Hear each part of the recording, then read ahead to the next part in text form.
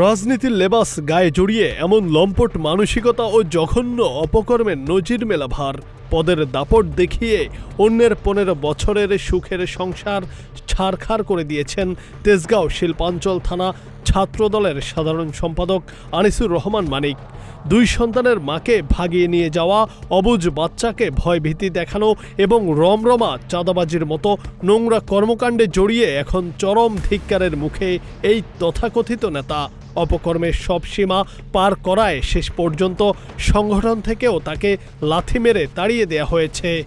শনিবার রাজধানীর মিরপুরে এক সংবাদ সম্মেলনে এই ভণ্ড রাজনৈতিক নেতার যাবতীয় কুকীর্তি হাটে হাড়ি ভেঙে ফাঁস করলেন ভুক্তভোগীর স্বামী আমিনুল ইসলাম নাইম ও তার 2 সন্তান।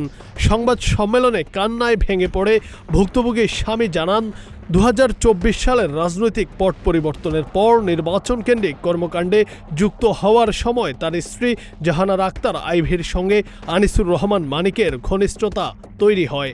সরলতার সুযোগ নিয়ে আইভীকে পরকীয়ার ফাঁদে ফেলেন মানিক। এক পর্যায়ে 2 অবুঝ সন্তান ও 15 বছরের সংসারকে পথে বসিয়ে ওই গৃহবধূকে নিয়ে চম্পট দেন এই সুবিধাবাদী রাজনীতিক। সংবাদ সম্মেলনে ভুক্তভোগীর সন্তান জানায়, তার বাবা বাসায় না থাকার সুযোগে মানিক তাদের ঘরে ঢুকে তার মায়ের সাথে সময় কাটাতো।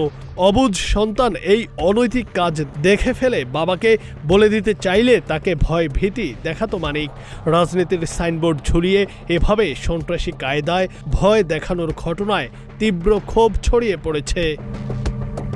এদিকে মানিকের চরিত্রহীনতা, পরকীয়া ও চাঁদাবাজির মতো গুরুতর অপরাধের তথ্য প্রমাণ হাতে পাওয়ার পর কঠোর অবস্থান নিয়েছে দল। ঢাকা মহানগর উত্তর ছাত্রদলের সাধারণ সম্পাদক মাহফুজুর রহমান লিংকন পরিষ্কার জানিয়ে দিয়েছেন, পরকীয়া করে 2 সন্তানের মাকে ভাগিয়ে নেওয়া, চাঁদাবাজি এবং দলীয় শৃঙ্খলা ভঙ্গের দায়ে আনিসুর রহমান মানিককে পদ থেকে স্থায়ীভাবে বহিষ্কার করা হয়েছে। সংগঠনের নাম ভাঙিয়ে যে অপকর্মের রাজত্ব সে গড়ে তুলেছিল তার পরিণতি তাকে একাই ভোগ করতে হবে। হ্যাঁ অবশ্যই করা হয়েছে। এটা এবং দলের কিছু আভ্যন্তরীণ বিষয়, আপনার নিয়ম শৃঙ্খলার বিষয় ছিল, এগুলো আমরা কম বেশি শুনছি।